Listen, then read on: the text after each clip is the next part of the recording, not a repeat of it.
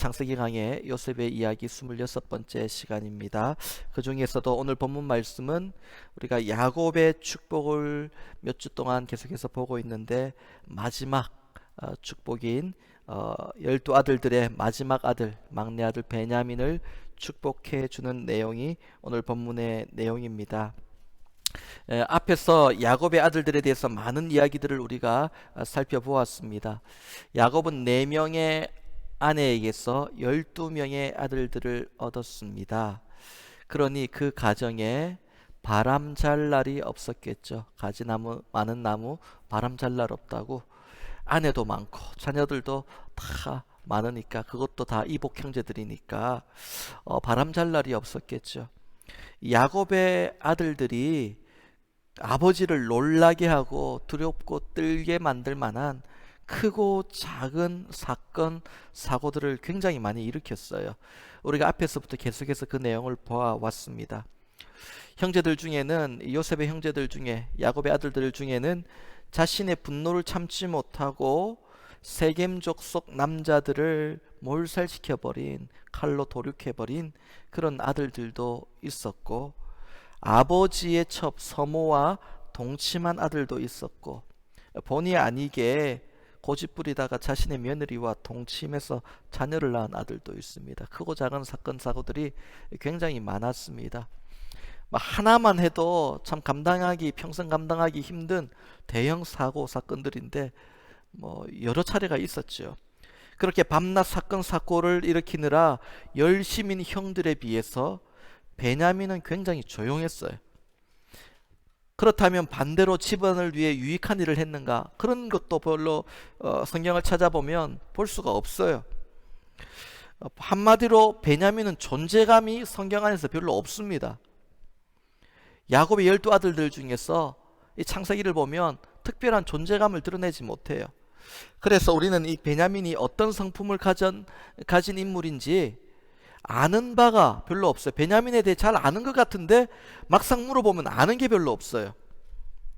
요셉의 형들이 눈에 가시 같은 요셉을 잡아서 미디안 상인들에게 팔아넘깁니다. 그래서 요셉이 애굽으로 팔려가죠. 그때 베냐민이 어디 있었습니까? 형들은 서로 막 경론을 하면서 토론을 하고, 격하게 토론하고 어떻게 이걸 처리할까 그러면서 결국 잔인하게 요셉을 팔아넘길 때 베냐민은 어디 있었습니까? 그 자리에 없었어요.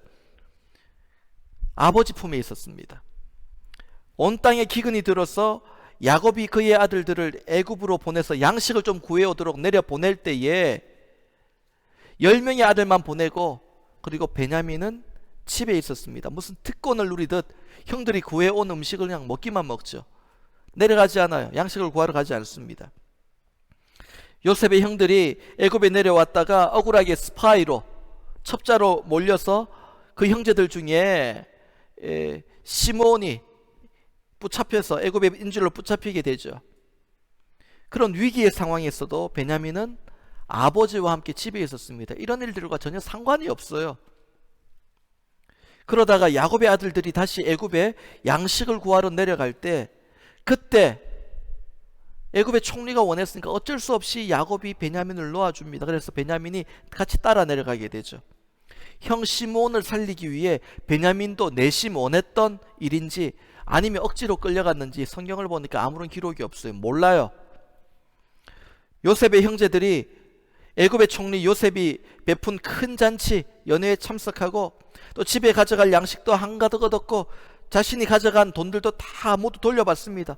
이보다 더 좋을 수가 없습니다. 생각했던 것과는 다르게 문제가 잘 해결되고 이제 집으로 돌아가는 거예요.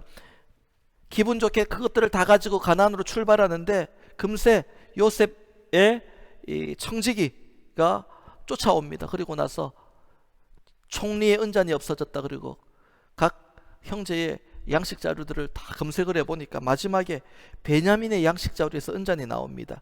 이미 알고 있듯이 요셉이 형제의 우애를 테스트하기 위해서 미리 넣어둔 것이죠. 이 일을 빌미로 요셉이 베냐민에게 죄를 묻습니다. 그리고 너는 남아서 벌을 받아야 돼. 그리고 나머지 형제들은 집으로 돌아가도 좋아. 이렇게 판결을 내립니다. 그런데 형제들이 돌아가지 않아요. 특별히 넷째 형인 유다가 아버지하고 약속한 게 있으니까 베냐민을 살려내려고 데려가려고 적극적으로 나섭니다. 나중에는 자기 생명까지 담보로 맡기고 그냥 차라리 나를 벌하라 그러면서 베냐민을 풀어달라고 간곡하게 애굽의 총리 요셉에게 호소를 합니다.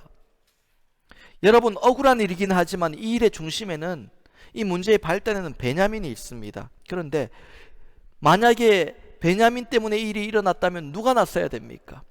베냐민이 직접 나서서 호소하고 해명하고 내가 결백하다고 믿어달라고 말을 해야 되는 거예요. 지금 베냐민은 보호자가 필요한 어린 나이의 청소년 아닙니다. 지금 요셉의 나이가 거의 40이 되었으니까 베냐민은 30대 중반 아니면 30대 후반이에요. 남자가 30대 중반 후반이 되면은 보호자가 필요한 나이가 아니에요. 그런데도 성경을 보면 베냐민은 자신을 해명하거나 억울함을 호소하거나 뭐 어떻게 대응하는 한 구절도 나오지 않아요. 형 유다가 베냐민 대신에 죗값을 치르게 해달라고 애굽의 총리에게 말을 할 때 베냐민이 남자답고 책임감 있는 사람이라면 형님들 그러지 마십시오. 특별히 유다 형 그러지 마세요. 저 때문에 생긴 일 아닙니까? 저 억울하지만 저 때문에 생긴 일이니 제가 벌을 받아야죠. 형님들은 집으로 돌아가십시오. 이렇게 말해야지 형제간에 유다도 동생을 아끼고 베냐민도 형을 염려하는 이 감동적인 형제간의 우애 있는 스토리가 만들어지지 않겠습니까? 그런데 성경을 보면 유다가 차라리 나를 잡아서 벌하라고 말할 때에 베냐민은 한마디도 하지 않습니다. 옆에서 몇 마디 거들었는지도 몰라요. 그러나 적극적으로 나서지 않았기 때문에 오늘 성경에 나와 있지 않아요. 어쩌면 마음속으로 아유 잘됐네 이제 나는 살았네 그랬는지, 아니면 형 유다를 형 그러지 마 그러면서 적당히 말리는 거, 여러분 어떤 의미인지 아시죠? 간곡히 말려야지 형이 그럼 그러지 말까 생각을 할 텐데 적당히 말리는, 그 정도로만 말렸는지 뭐 알 수가 없어요. 이런 모습을 보면서 우리가 베냐민의 성품을 어느 정도 한번 추측을 해봅시다. 늘 아버지 곁에서 온실 속의 화초처럼 자라다 보니까 남자 나이가 40이 다 되어 가면 이제는 좀 독립적이어야 되고 스스로 가정을 세우고 스스로 문제를 해결할 능력이 있어야 되는데 아직 그런 능력이 전혀 보이지도 않고 겁도 많고 소극적이었던 그런 성품, 우리가 엿볼 수 있지 않습니까? 야곱이 요셉을 평생 편애했습니다. 그런데 요셉이 죽었다는 소식을 듣고 베냐민이 요셉의 자리를 대신하게 되죠. 야곱이 베냐민을 편애하게 됩니다. 그럼에도 요셉과 형들이 큰 갈등이 있었던 것과는 다르게 베냐민은 다른 형들과 큰 갈등이 없었습니다. 왜 그럴까요? 요셉은 눈치가 좀 없었잖아요. 순수하고 밝았지만은 눈치가 별로 없었어요. 그래서 할 말 안 할 말, 형들 기분 상하는 말 뭐 다 쫓아가서 다 하는 거예요. 다 자랑하듯이 하는 거예요.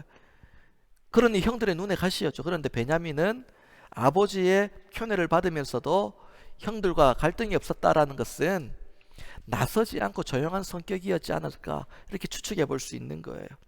그렇다면 베냐민은 왜 이런 성품을 가지게 되었을까요?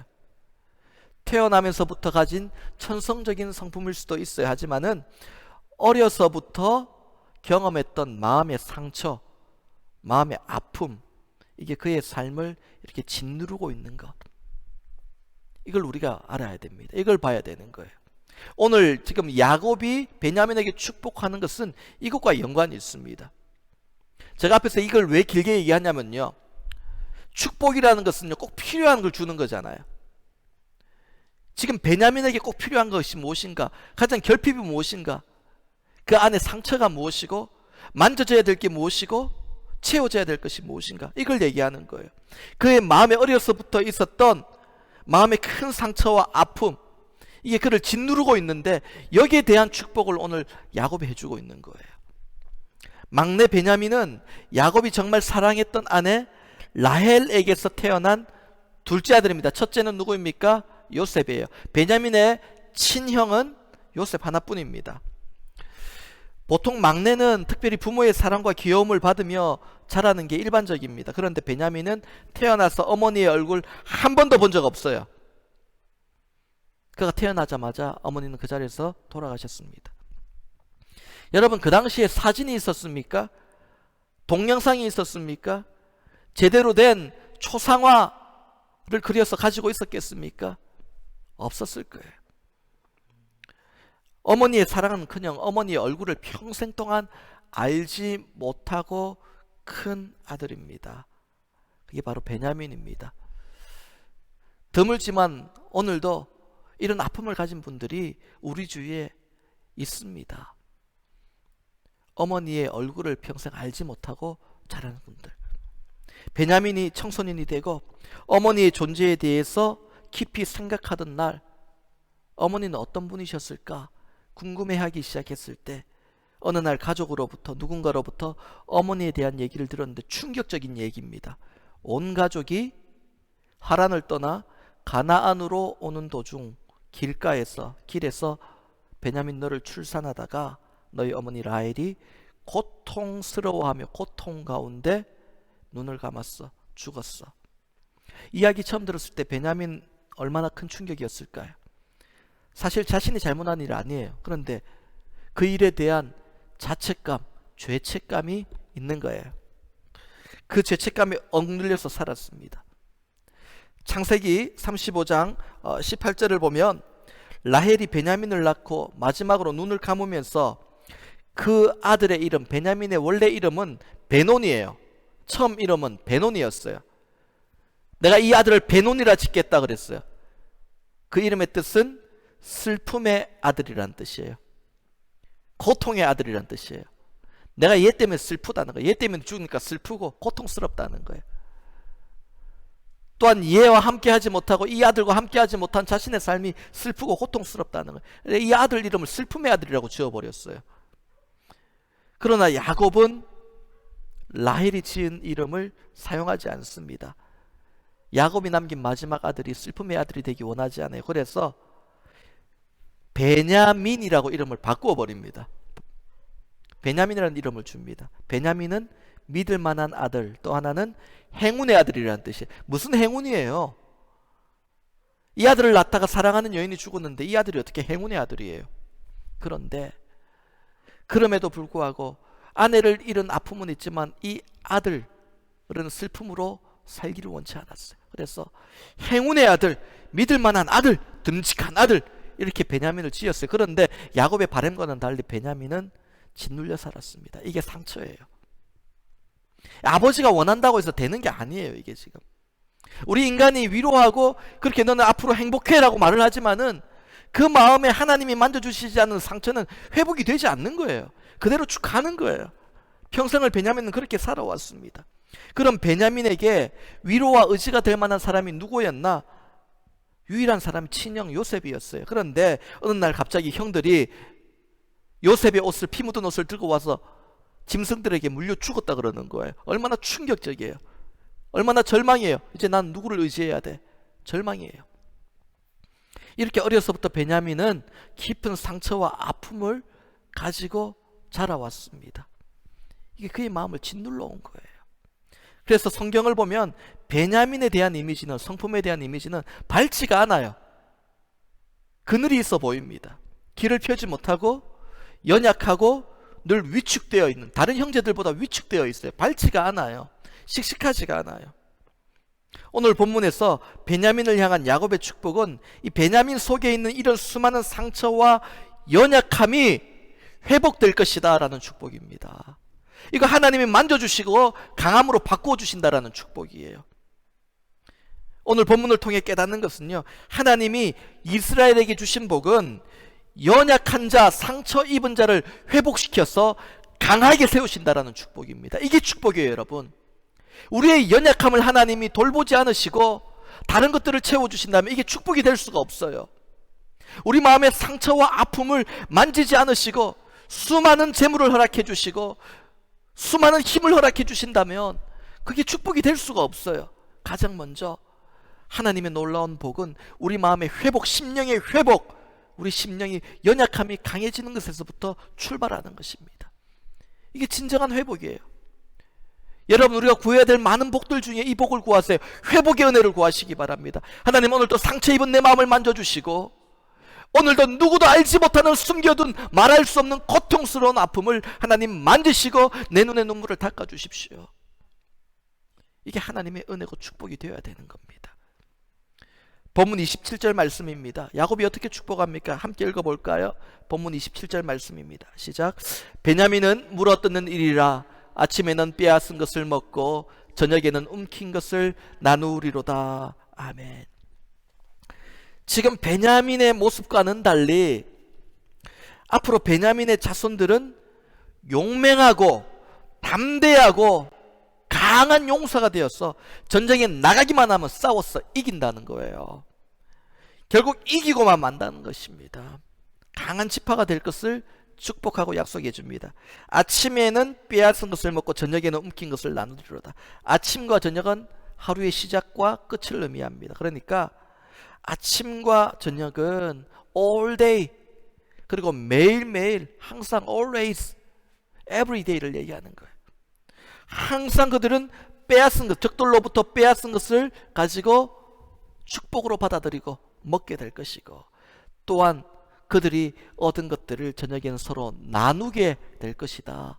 전리품을 나누며 살 것이다. 이것은 나가는 전쟁마다 이기게 될 것이고, 거기서 얻은 것들이 그들의 축복이 될 것이다. 복이 될 것이다. 그 기쁨을 누릴 것이다. 서로 함께 나눌 것이다. 이런 메시지입니다. 실제로 베냐민 지파는 다른 12지파에 비해서 굉장히 작습니다. 그러나 굉장히 싸움을 잘하고 강하고, 또 그러다 보니까 싸우는 걸 즐겨하는, 싸우면 두려움이 있잖아요. 두렵지도 않아요. 막 담대하게 싸우는, 그래 한번 붙어보자, 뭐 이렇게 나가는, 작은 고추가 맵다 그러잖아요. 그렇듯이 작은 지파지만은요 굉장히 파워풀한 그런 지파입니다. 작아 보여도 뭐 작다고 덤볐다가 큰 코 다치는 거예요. 다들 아무도 못 건드리는 거예요. 하나님께서 이 막내 베냐민의 아픔과 연약함, 서러움을 아시고 그 연약함을 붙들어 주셔서 그들의 자손이 강한 지파가 되도록 만들어 주셨습니다. 베냐민 지파하면 여러분 생각나는 사람이 누가 있나요? 사사시대를 보면 에훗, 왼손잡이 에훗이 나오고요. 또 이스라엘의 첫 번째 왕인 사울, 하나님의 영이 떠나고 불순종함으로 그랬지만 원래 사울은 용맹한 사람이에요. 전쟁에 능한 사람이에요. 그의 아들 요나단 보세요. 그의 무기 드는 소년 하나 데리고 블레셋 진영에 둘이 넘어가서 초토화시키고 넘어오잖아요. 용맹해요. 싸움을 잘해요. 죽으면 죽으리라 결기를 보인 여인, 왕비 에스더, 베냐민 지파 사람이에요. 그리고 신약으로 오면은 죽음을 두려워하지 않고 복음을 전한 사도 바울, 베냐민 지파 사람입니다. 스스로 한 사람 한 사람을 보면 특별히 강한 사람들은 아닌데 하나같이 하나님이 그들을 붙들어 주셔서 결기가 넘치고 용맹하고 담대하고 나가서 그냥 싸워 이기는 강한 백성들이었습니다. 사랑하는 성도 여러분, 하나님은 약한 나를 강하게 붙들어 주시는 하나님이십니다. 그래서 내 힘으로 일어서게 하는 것이 아니라 하나님이 나를 일으켜 세워주시는 분이에요. 여러분, 이게 은혜예요. 내 힘으로 일어서는 게 은혜가 아니라 하나님이 일으켜 세워주시는 게 은혜예요. 하나님께서 그냥 힘을 막 주셔가지고 벌떡 내가 일어나는 게 은혜가 아니라 일어날 수 없는 상황에서 하나님 내 손 잡아주시고 잡아 당겨주시고 이렇게 세워주시는 게 은혜예요. 베드로가 물에 빠져서 허우적거리고 있을 때 주여 나를 살려달라고 그렇게 주님을 바라보고 있을 때에 하나님이 예수님께서 베드로에게 힘을 주셔가지고 갑자기 물 위로 점프해서 올라오는 게 은혜가 아니라 물에 빠져 허우적대는 베드로의 손을 붙잡고 물 위로 잡아 당겨주시는 게 은혜예요. 이게 능력이라고요. 바울은 고린도전서 1장에서 하나님이 약한 자를 택해서 강한 자를 부끄럽게 하신다고 말씀했습니다. 하나님은 약한 자를 택해서 강한 자를 부끄럽게 만드시고 없는 자를 선택해서 있는 자를 부끄럽게 만드신대요. 이기게 만드신대요. 무슨 말씀입니까? 나의 연약함을 하나님 앞에 고백하는 그 사람들을 하나님이 붙들어 주셔서 나는 힘이 있어, 나는 능력이 있어, 나는 남들보다 뛰어나, 자신의 힘과 능력을 앞세우며 나가는 자들을 이기게 하시고 그들로 하여금 부끄럽게 만드신다는 겁니다. 여러분 기억하세요. 하나님의 은혜는 나의 연약함 위에 임합니다. 하나님의 은혜는 상처 입은 내 심령 위에 임하는 겁니다. 여러분 나에게 연약함이 있습니까? 베냐민과 같은 오래된 상처와 아픔이 여러분의 마음에 있습니까? 어려서부터 또한 최근까지 경험했던 아픔과 상처와 죄책감과 자책감과 내가 그때 왜 그랬지? 왜 내게 그런 일이 일어났지? 이런 마음의 짓눌림이 있습니까? 여러분, 오늘 하나님께서 자유케 하시는 은혜가 여러분의 심령에 있기를 원합니다. 성령은 자유케 하시는 영입니다. 말씀은 자유케 하시는 말씀입니다. 진리가 너희를 자유케 하리라 그랬습니다. 오늘 하나님의 말씀이, 하나님의 영이 여러분을 자유케 하는 역사가 있기를 주님의 이름으로 축복합니다.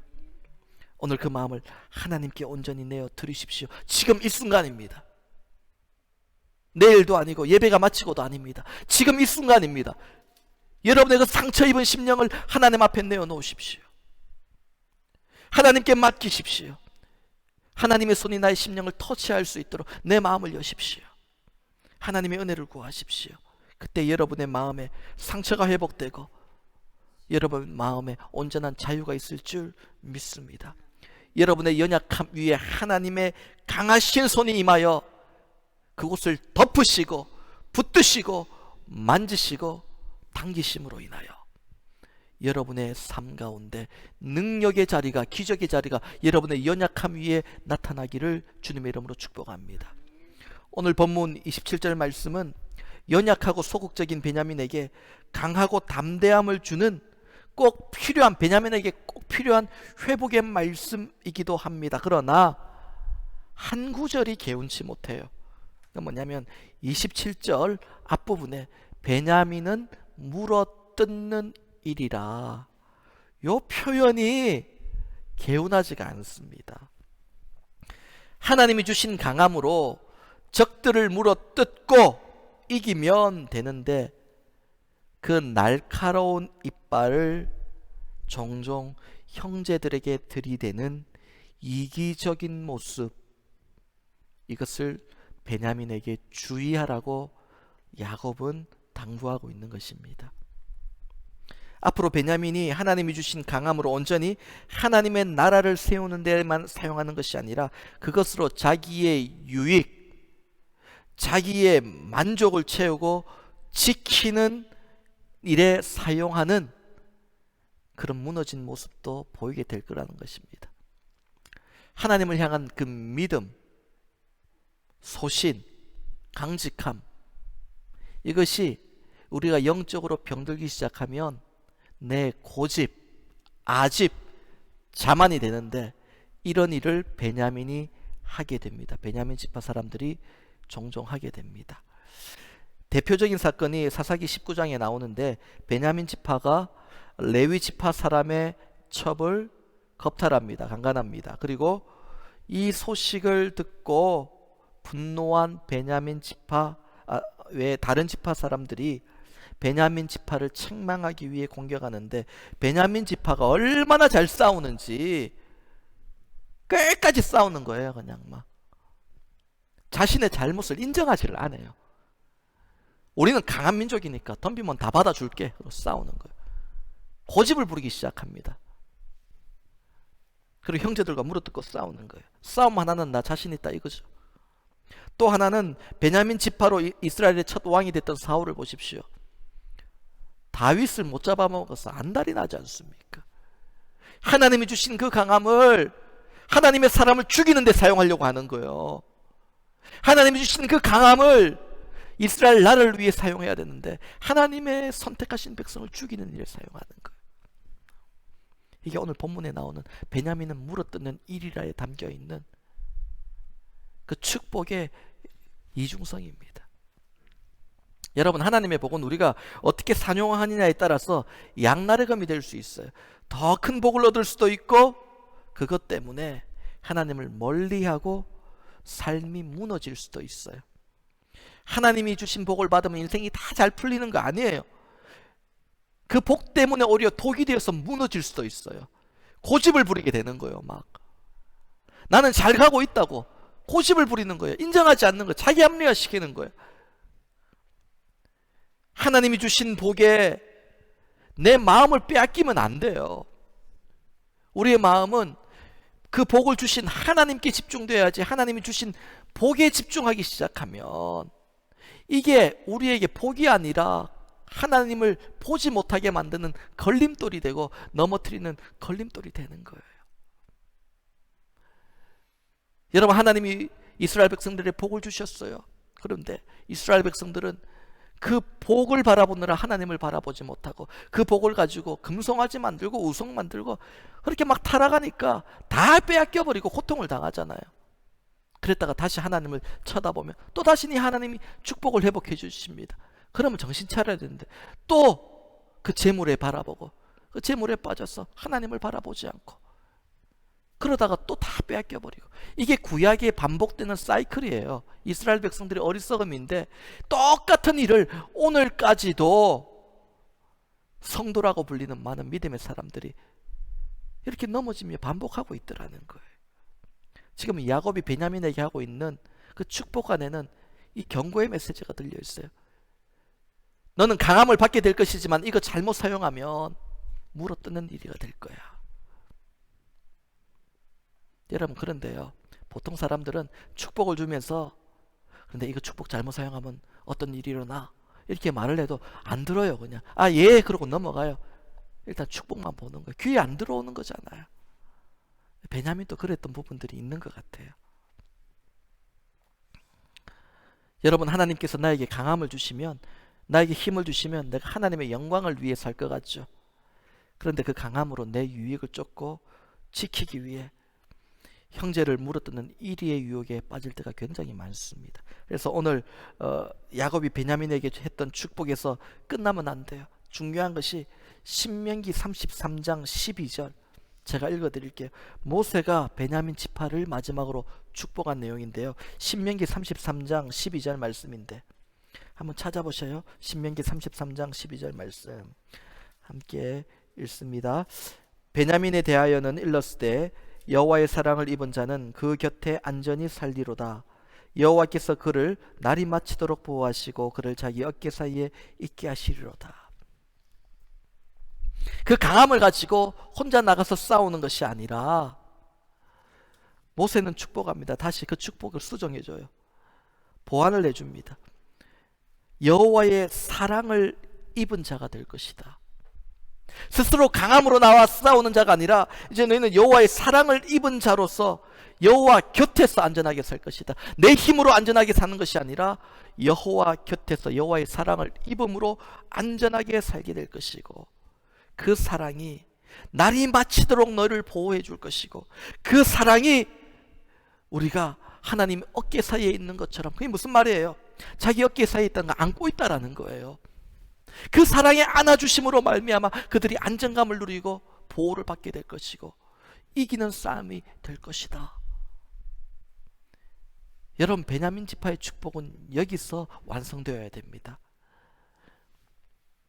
여러분 마음속에 베냐민처럼 사랑받지 못한 아픔이 있다면, 누군가의 인정받지 못한 아픔이 있다면, 여러분 오늘 이 모세의 축복을 기억하세요. 여호와의 사랑을 입은 자가 될 것입니다.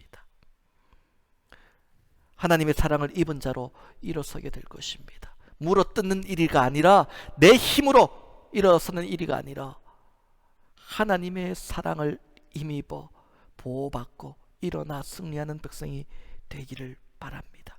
우리가 스스로 강해지려고 하지 말고 하나님의 사랑을 입어 그 은혜로 살아려고 해야 됩니다. 하나님, 나를 강하게 하여 주옵소서, 힘을 주옵소서, 능력을 주옵소서. 여러분, 이런 기도 이제 너무 지나치게 하는 거 아니에요. 주여, 나를 강하게 하옵소서, 내게 능력을 주옵소서, 싸워 이기게 하여 주옵소서. 이렇게 기도하는 게 아니에요. 여러분, 겸손한 자의 기도는 하나님, 나의 연약함을 당신의 강한 팔로 붙들어 주옵소서. 나의 손이 일하는 것이 아니라 하나님의 손이 일하게 하여 주옵소서. 나의 연약함을 당신의 의로운 오른손으로 붙들어 주옵소서. 나의 강함이 아니라 여호와의 사랑이 내 삶의 강함으로 나를 일으켜 세워 주옵소서. 이렇게 할 때 진정한 강한 인생이 되는 거예요. 강하지만 넘어지지 않고 교만하지 않는 인생이 되는 거예요. 여러분, 우리 모두가 나의 강함이 아닌 하나님의 사랑을 입어 사는 그런 영적으로 진정한 온전한 강함을 누리는 삶이 될 수 있기를 축복합니다. 이렇게 야곱은 마지막으로 이제 죽기 전에 12아들들을 한 명 한 명 축복해서 이제 눈을 감습니다. 그리고 본문 28절을 보세요. 마지막으로 정리합니다. 본문 28절 말씀입니다. 시작. 이들은 이스라엘의 12지파라. 이와 같이 그들의 아버지가 그들에게 말하고 그들에게 축복하였으니 곧 그들 각 사람의 분량대로 축복하였더라. 아멘. 여기에서 중요한 것은 야곱이 12아들의 분량대로, 각 사람의 분량대로 축복했다라는 말입니다. 이게 무슨 말이냐면 하나님께서 미리 그 아들들에게 주시려고 정해놓은 축복의 양만큼, 그 축복만큼 축복해 주었다. 그러니까 야곱이 자기 욕심대로 막 아들들에게 축복해 준 게 아니라 하나님께서 그 아들들을 축복하도록 하셨고, 이게 결국은 하나님이 주시는 복이다 라는 것을 보여주는 거예요. 축복이 야곱이 아닌 하나님께로부터 온다. 그래서 야곱이 하나님이 정해주신 분량대로 축복했다라는 겁니다. 그렇다면 하나님이 정해놓으신 분량, 각 사람의 분량이 다 달랐어요. 하나님이 정해놓으신 그 복의 분량들이 다 달랐는데 그 분량은 하나님이 어떻게 정하셨을까요? 그것은 바로 각 사람의 믿음의 분량대로 하나님께서 그 복의 분량을 정해놓으셨다라는 겁니다. 그리고 그 복을 주셨다라는 겁니다. 여러분, 야곱의 축복을 마무리하면서 우리가 기억해야 될 것은 하나님의 복은 복을 주옵소서 주옵소서 주옵소서 금식하고 그냥 간절히 매달린다고 주는 것이 아니라 먼저 우리의 믿음의 분량이 하나님께 인정받아야 되는 거예요. 하나님께서 그 믿음의 분량을 기뻐하셔야 되는 겁니다. 내 믿음의 분량이 중요한 거예요. 내 공로로 우리가 복을 받고 그런 건 아니지만, 그러나 하나님 앞에서 우리의 믿음, 그러니까 중심, 이 중심이 어떻게 서 있느냐가 참 중요한 거거든요. 믿음의 분량, 그러니까 분량은 양이나 수치를 얘기하잖아요. 그렇다면 큰 믿음, 작은 믿음, 작은 믿음은 복을 못 받고 작게 받고 큰 믿음은 복을 많이 받는다, 이렇게 해석할 수 있는데 그 믿음의 크기를 얘기하는 게 아니에요. 마태복음 17장을 보면은 한 사람이 자기의 아들, 귀신 들린 아들을 데리고 와서 제자들에게 고쳐달라고 그럽니다. 그런데 예수님은 마침 그 자리에 안 계셨어요. 베드로, 야고보, 요한을 데리고 변화산에 올라가셨을 때입니다. 남은 제자들이 이제 의뢰를 받은 거예요. 고쳐달라고. 열심히 귀신을 쫓아내려고 온갖 일을 다 했는데 실패합니다. 그리고 예수님이 내려왔을 때에 예수님이 그 귀신 들린 아들을 고쳐주시거든요. 제자들이 나중에 묻습니다. 왜 우리는 예수님처럼 귀신을 쫓아내지 못합니까? 이렇게 물었어요. 그때 예수님이 너희 믿음이 작은 까닭이다 그래 얘기했어요. 너희 믿음이 작은 까닭이다. 야, 그러면 큰 믿음을 가져야지 역사가 나타나겠구나. 믿음이 작으면 역사가 안 나타나겠구나. 이렇게 생각할 수 있어요. 그런데 그 다음 말씀을 보면은 이게 말이 안 돼요.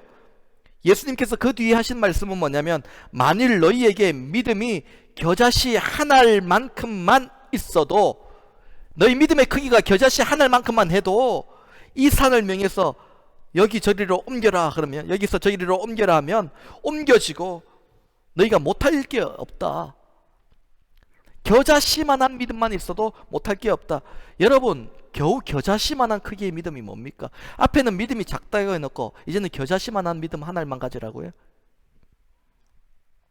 여러분, 그런 사이즈의 믿음 차라리 부끄러워서 안 가지면 안 가지고 말지. 겨자씨 한 알만한 믿음. 세상에서 가장 큰 씨앗이 뭔가 제가 찾아봤습니다.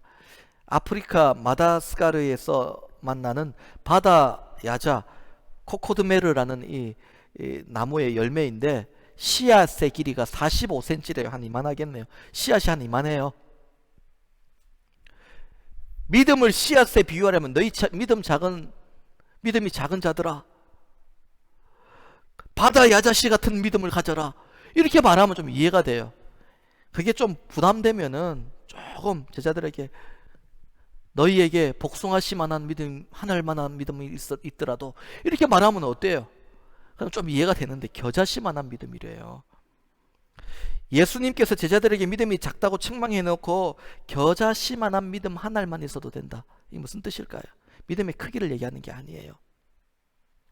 믿음의 사이즈가 아니라 여기서 말하는 믿음은 생명력, 죽은 믿음이 아니라 살아있는 믿음이에요. 겨자씨 작지만 심으면 사람 키만큼 큽니다. 이스라엘의 겨자씨는요. 작아도 생명력이 있는 믿음을 얘기하는 거예요. 작아도 진실한 믿음을 얘기하는 거예요. 결국 믿음의 분량은 겨자씨만한 작은 믿음이라 할지라도 진실한 믿음, 살아있는 생명력 있는 믿음을 얘기해. 죽은 믿음이 아니라 진짜로 살아 역사하는 믿음을 얘기하는 거예요. 그 믿음의 분량대로 하나님이 복을 주십니다. 그러면 여러분 성경을 보세요. 유다와 요셉이 가장 큰, 오늘 본문 말씀대로라면 각 사람의 분량대로 복을 받을 때 가장 큰 복을 받은 사람이 유다와 요셉입니다. 어떤 믿음이었습니까? 큰 믿음을 가진 거 아니에요? 힘들 때 많았어요? 잘 넘어집니다. 그런데 자세히 보면 진실해요. 유다는 자신의 죄를 인정하고 고백합니다. 진실한 믿음이에요. 여기서 그의 분량이 결정됩니다. 그리고 그 진실한 믿음 위에 책임지며 자신을 생명을 던져가며 하나님 뜻에 순종합니다. 진실함 위에. 이게 유다의 진실한 믿음의 분량이었어요. 요셉은 어떻습니까? 애굽에 팔려가서 온갖 유혹과 어려움을 겪지만 그 위기 앞에서도 코람되어 하나님 앞에서 내가 어째 범죄하리까 하나님 앞에서 자신의 진실함을 지키려고 합니다. 이게 요셉의 믿음의 분량이에요. 야곱의 12아들 중에서 유다와 요셉이 큰 복을 받았던 것은 이 믿음의 분량, 진실한 믿음 위에서 이루어진 것입니다. 다른 거 아니에요. 복잡하게 생각하지 마세요. 여러분 진실한 믿음을 가지세요. 생명력 있는 믿음을 가지세요. 이것이 여러분의 삶을 바꾸어 갑니다. 회복시킵니다. 복의 사람으로 만드는 거예요. 하나님을 믿는데 좀 진실해야 되지 않겠습니까? 하나님 앞에서 진실해야 되지 않겠습니까? 세상을 살 때 진실해야 되지 않겠습니까? 그리고 죽은 자의 삶이 아닌 살아있는 자의 삶의 모습으로 살아야 되지 않겠습니까? 힘들고 어렵다고 우리의 마음이 죽은 자처럼, 우리의 삶이 죽은 자처럼 있는 것이 아니라 살아있는 믿음으로 생명력 가지고 하나님 앞에 나가야 되지 않겠습니까? 이게 축복받는 믿음의 분량입니다. 여러분, 제가요, 여러분 처음 예수님을 영접한 사람, 뜨겁게 영접한 사람들 믿음이 클까요? 믿음 크지 않아요. 성경에도 믿음의 단계가 있듯이 젖먹이부터 아버지의 신앙까지 단계가 있어요. 처음 예수 믿고 나서 아버지, 부모처럼 그런 큰 신앙을 가진 사람 없어요. 젖먹이의 신앙이에요, 다들. 저는 목사이지만 이제 오랫동안 신앙생활 사역하신 분들 보면 존경심도 느끼고 믿음의 도전을 받습니다. 그런데요, 오랫동안 신앙의 대가로 살아오신 분들에게 도전은 받지만은요, 처음 믿은 초신자들, 방금 예수님 영접하고 이제 그 뜨거움을 가진 사람들을 만나서 얘기하면 내가 목사인데도 부끄러워요. 나는 왜 이렇게 때가 탔나 싶어요. 나는 순수하지 않다는 마음이 막 드는 거예요. 막 부끄러운 거예요. 내가 숨고 싶은 거예요. 목사인 나보다 더 순수해요. 처음 예수를 믿은 사람.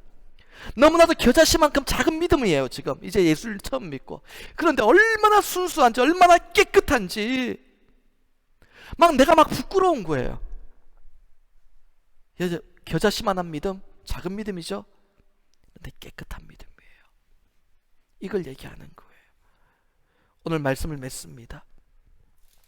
여러분, 하나님의 복을 구한다고 해서 복이 임하는 거 아니에요. 복 달라고 아무리 기도해서 복이 임하는 게 아니에요. 믿음의 분량대로 하나님이 복을 주시는데 진실한 믿음이고 생명력 있는 믿음으로 십자가 붙들고 하나님께 나가보세요. 그 믿음 위에 하나님께서 이스라엘의 복 다 부어주실 줄 믿습니다. 여러분에게 새롭게 시작한 한 주간도 여러분이 이 진실함 위에 시작하시고 생명력 있는 복음의 능력 위에 시작하시기를 바랍니다.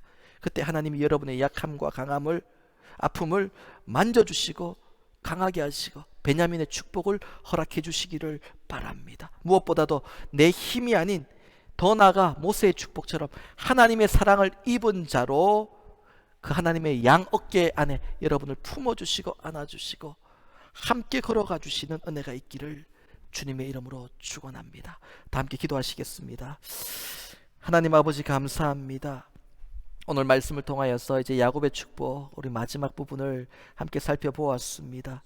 하나님 아버지, 힘들고 어려운 순간 가운데 우리의 아픔과 연약함 위에 하나님 만져주시는 은혜가 이때 강함의 역사를 허락하여 주시며, 또한 그 강함 위에다가 하나님의 사랑을 입어 사는 은혜의 백성이 될 수 있도록 하나님 붙들어 주시기를 간절히 원합니다. 하나님의 복은 우리가 원한다고 임하는 것이 아니라 믿음의 분량대로 임하는데, 그 믿음의 분량은 진실한 믿음이며 생명력 있는 믿음이라고 했습니다. 오늘도 진실함으로 하나님께 엎드리게 하시며, 힘들고 어려워도 살아있는 십자가의 보혈의 능력을 가지고 생명력 있게 믿음으로 고백하고 나갈 수 있도록 은혜 베풀어 주옵소서. 아멘. 예수님의 이름으로 축복하며 기도하옵나이다. 아멘. 아멘.